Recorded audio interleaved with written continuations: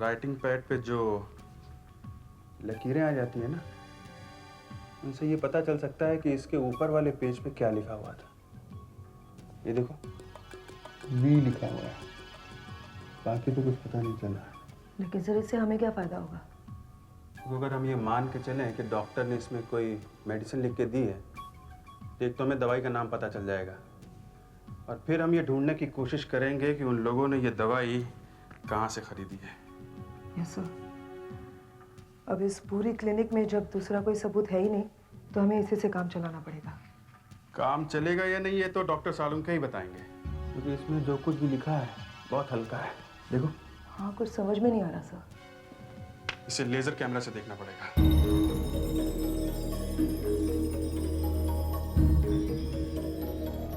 दिखाओ तो क्या है?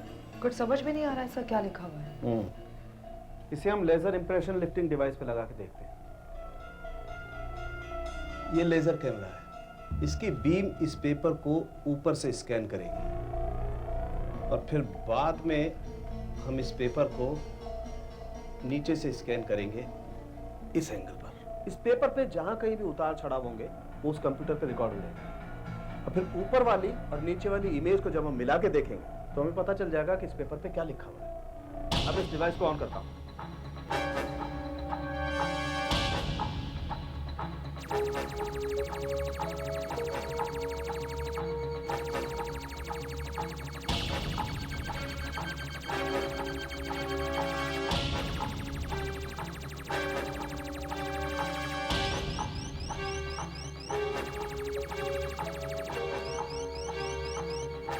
अब हम नीचे से स्कैन करेंगे।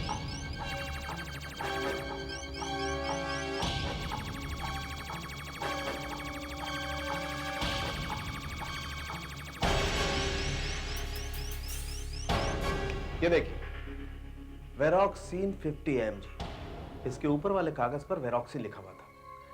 जब किसी को बहुत दर्द होता है तो डॉक्टर ये दवाई देता है। It's a pain killer. गोली निकालने के बाद भी बहुत दर्द होता है।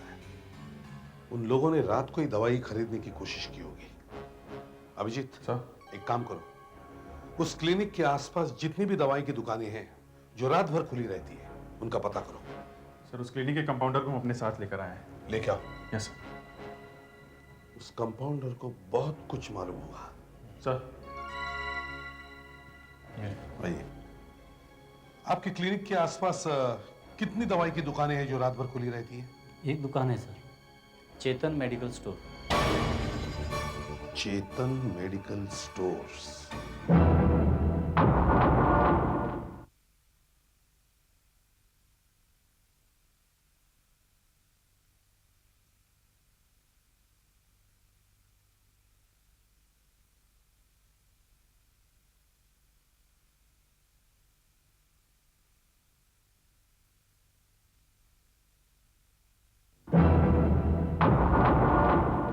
सर अभी तक हमें सिर्फ इतना अंदाजा है कि ये 2 या 3 लोग हो सकते हैं, जैसा आपने जंगल में बताया था गोलियों के शेल्स देख के।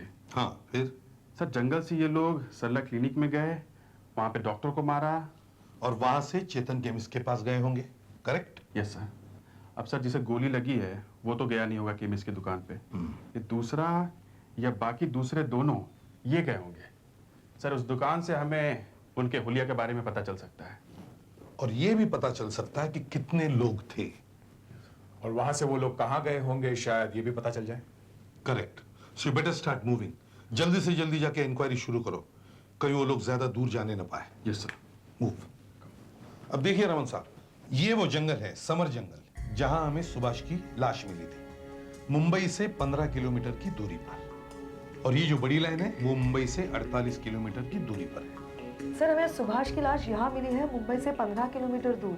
करेक्ट। तो सर सुभाष इसी रास्ते से या तो फिर आ रहा होगा या जा रहा होगा। करेक्ट। तो सर हमें इसी रास्ते पर 48 किलोमीटर आगे जाकर देखना चाहिए। मुंबई 48 किलोमीटर, पेपर पे लिखा हुआ है मुंबई 48 किलोमीटर। ये जो पेपर पे लिखा हुआ है मुंबई 48 किलोमीटर, ये इंफॉर्मेशन इतनी इंपॉर्टेंट है कि सुभाष उस पेपर को खा गया।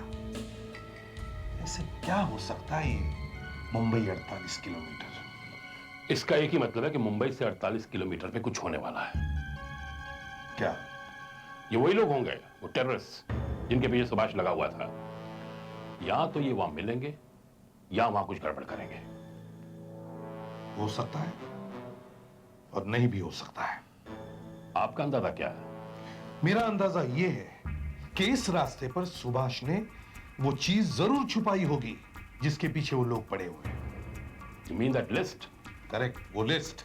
देखिए, यहां एक बड़ा जंगल है, मुंबई से 48 किलोमीटर की दूरी पर। सुभाष ने यहीं छुपाई होगी वो लिस्ट। Let's go.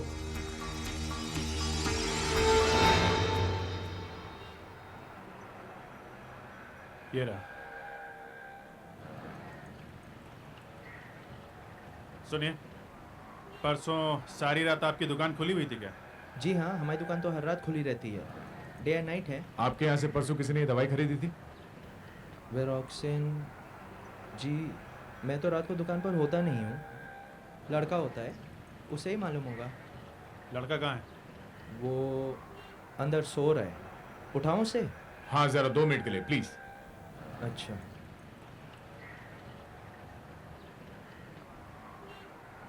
ए छोटू, उठ जरा। आजा आजा। जी ये है। जी साहब। पैसा देना। देखिए जरा, ये दवाई परसों किसी ने खरीदी थी आपके यहाँ से? वेरोक्सिन परसों रात को एक स्ट्रिप बेची थी साहब। किसको बेची थी? वो 2 लोग गाड़ी में आए थे, वही लेके गए। 2 ही लोग थे? वैसे तो 3 थे, लेकिन एक सामने गाड़ी में बैठा हुआ था। गाड़ी में बैठा हुआ था? गाड़ी का रंग क्या था? हाँ, सफेद रंग की गाड़ी थी साहब। शायद उनकी दूसरी गाड़ी एक पंक्चर हो गई थी। ये पंचर का तुम्हें कैसे पता चला? उन्होंने पूछा साहब मुझसे। क्या क्या पूछा था? यही कि यहाँ कोई आसपास पंक्चर की दुकान है क्या? तो तुमने क्या कहा? मैंने बताया साहब, ये 2-3 दुकान छोड़ के एक बाजू में पंक्चर की दुकान है। दुकान का पता क्या है? कहाँ है? ये जरा लेफ्ट साइड जाएंगे तो। अच्छा, ठीक है, थैंक यू।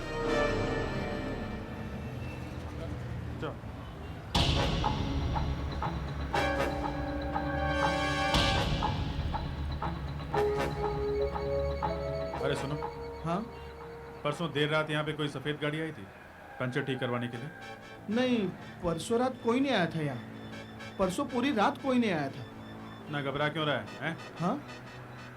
नहीं साहब, सच कोई नहीं आया था। देखो, हम लोग सीआईडी से हैं, तुम्हें कुछ नहीं होगा। सच सच बताओ, आई थी? साहब, मुझे कोई खतरा तो नहीं ना साहब? नहीं नहीं, कुछ नहीं होगा, बताओ। हाँ, एक सफेद रंग की गाड़ी आई थी। गाड़ी यहाँ आई थी? अच्छा, फिर? 2 लोग थे साहब। मैंने उनके गाड़ी से टायर निकाला और पंक्चर बनाने के लिए अंदर लेके आया साहब।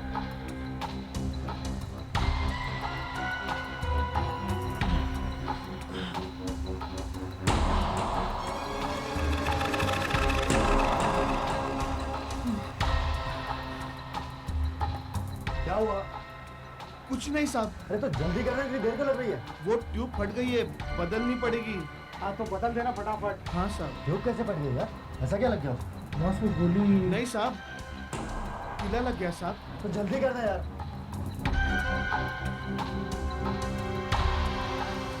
जैसे ही मैंने गोली देखी ना साहब, मेरी तो हवा ही निकल गई साहब। मैंने सोचा कि राजू बेटे, अगर तूने इन्हें सच सच बता दिया कि गाड़ी के टायर में गोली मिली है तो ये तो तुझे जिंदा नहीं छोड़ेंगे, इसलिए मैंने झूठ बोल दिया साहब। वो गोली कहाँ है? ये रही साहब।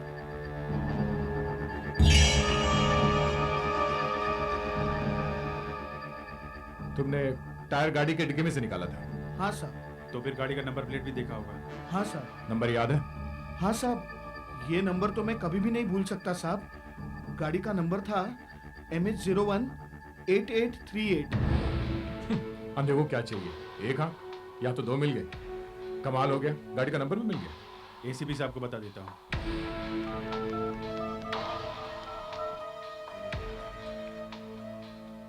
सर अभिजीत। हाँ सर, हमें 2 बातें पता चली हैं। एक तो सुभाष को मारकर भागने वाले 3 लोग थे और दूसरा गाड़ी का number sir MH018838। Very good, काम बन गया। अब एक काम करो, आरटीओ ऑफिस जाओ, जल्दी से जल्दी किसी को पटाओ और उस गाड़ी की पूरी कहानी, पूरा इतिहास ढूंढ के लाओ, समझे? ओके? या सुना? तो अच्छा है, ये लोग हाथ लग जाए तो कम से कम फटाफट ये पता चल जाएगा कि सुभाष के पास ऐसा था क्या। वरना 48 किलोमीटर पूरे होने को आ गए, मुझे तो यहाँ कुछ नजर नहीं आ रहा। आगे कुछ मिल जाए तो ठीक है। मिलना इतना आसान नहीं है बॉस।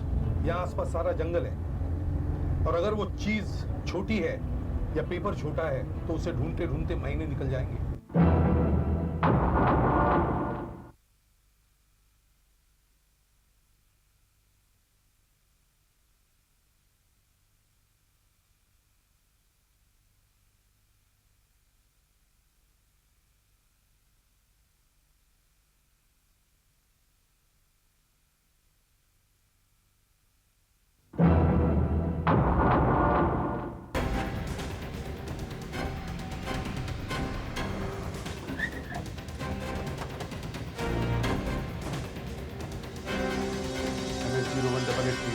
यही गाड़ी है, लगता है वो घर पे होगा।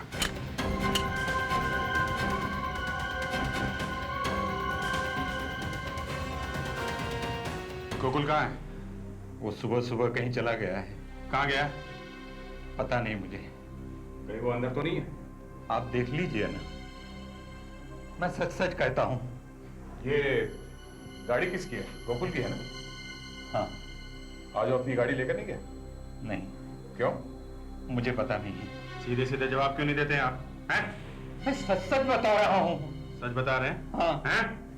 परसों रात गोकुल कहाँ था? मुझे पता नहीं। फिर वही पता नहीं? हाँ? परसों रात एक खून हुआ है और खूनी इस गाड़ी में घूम रहे थे और आप कह रहे हैं कि आपको कुछ पता नहीं? हाँ? मुझे पता था एक दिन ये ऐसा होकर रहेगा।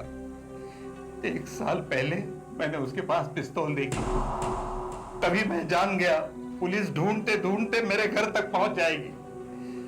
मैंने उसे काफी समझाया, ऐसा गलत काम मत कर, मत कर। अब उसे पकड़ने आए हैं तो पकड़िए उसे।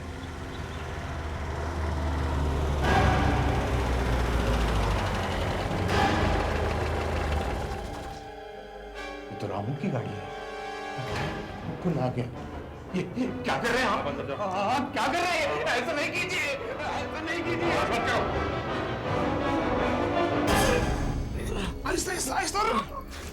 संभल के चल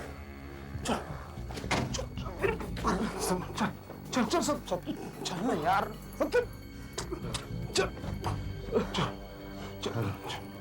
यार गोकुल, अरे रुक, तू मुझे मेरे घर छोड़ दे। क्या हुआ?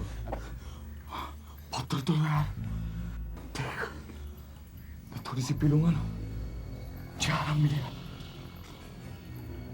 ना जाने उस डॉक्टर ने क्या दवाई दी, कुछ समझ नहीं आ रहा है। मैं शाम को दूसरे डॉक्टर के पास ले चलूंगा, तो चल अभी अंदर चल, देख बहुत टेंशन है। हाँ हाँ सब तो ठीक हो जाएगा, चल ना यार। हाँ, चल चल हाँ लेके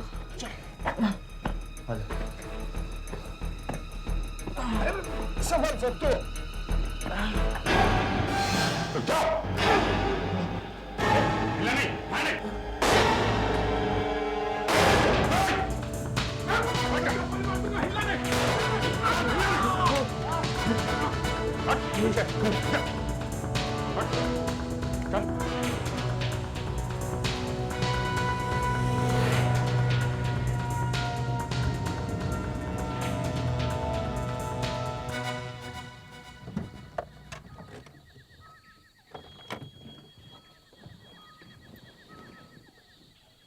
ये लो आ गए, मुंबई 48 किलोमीटर। अब ये रही आपकी सड़क और ये आपका जंगल। अब बताइए, अगर आपको ऐसी जगह कोई चीज छुपानी है तो आप कहाँ छुपाओगे? मैं जंगल में तो कभी ना घुसूं। जो कुछ छुपाना सड़क पे ही छुपाऊंगा। कहाँ? फर्ज करो किसी पेड़ के नीचे। पेड़ के नीचे? लेकिन सारे पेड़ तो एक जैसे ही दिखते हैं, कोई खास निशानी तो नहीं है। और कहाँ छुपाओगे?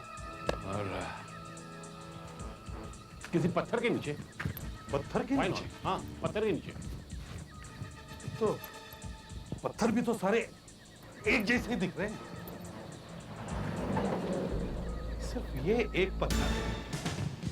Yes, Mumbai 48 kilometre. यस, अगर कुछ छुपा है तो इसी के नीचे होगा। पेपर में भी लिखा था मुंबई 48 किलोमीटर। हाँ, हो सकता है। मैं कुछ खोद देख हाँ जी।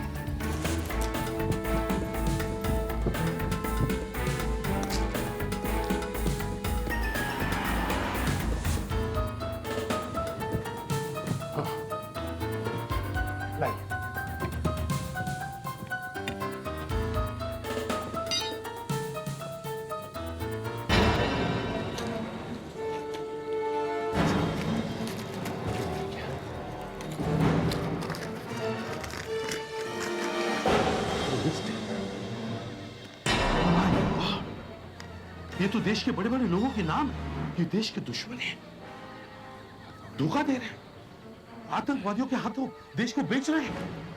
ये खबर तो देश को हिलाकर रख देगी। जीप की तलाशी लो।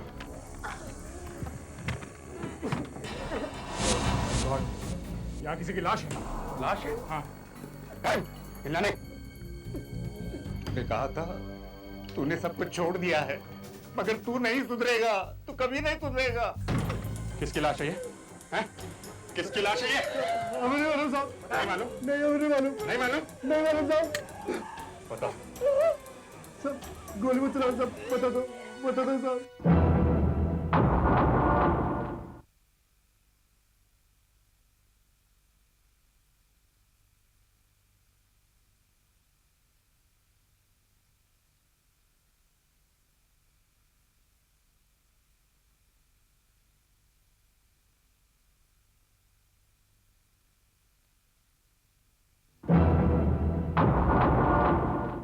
इस लिस्ट में इतने बड़े बड़े लोगों के नाम हैं, मेरे तो होश उड़ के पड़ते ही। इन्हें जरूरत क्या पड़ती है सब करने की? अपने देश के साथ धोखा? छी, जिस थाली में खाते हैं उसी में छेद कर रहे हैं। बेचारे सुभाष की जान ले ली इन लोगों ने, मगर उसकी कुर्बानी बेकार नहीं जाएगी रामन साहब। एक एक को पकड़ो और फांसी पर लटका दो। कल के अखबार में छप जाएगी लिस्ट। सुबह सुबह अपने नाम पढ़ेंगे तो जान हलक में लग जाएगी इन बदमाशों की।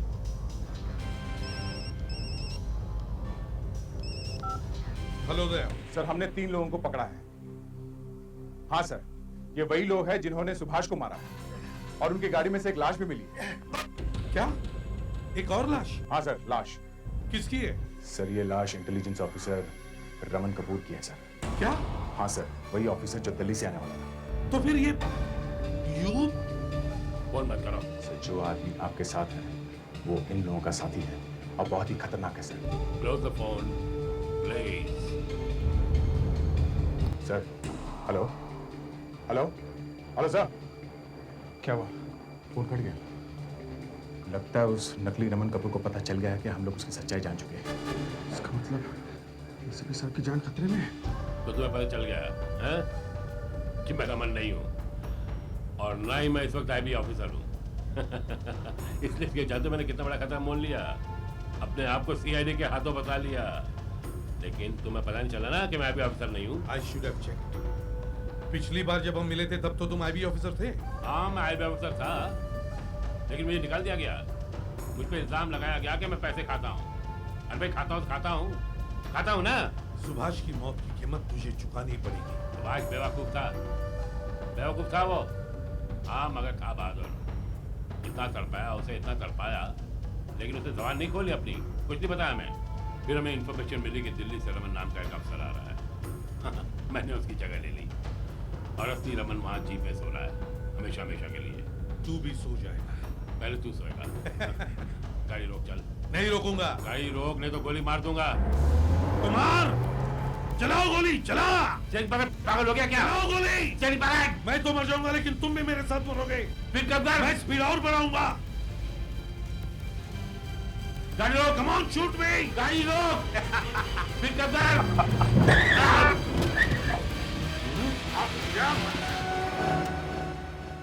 अब बोल। 2 ऑफिसर के खून के और देशद्रोह के जुर्म में मैं तुम्हें गिरफ्तार करता हूं।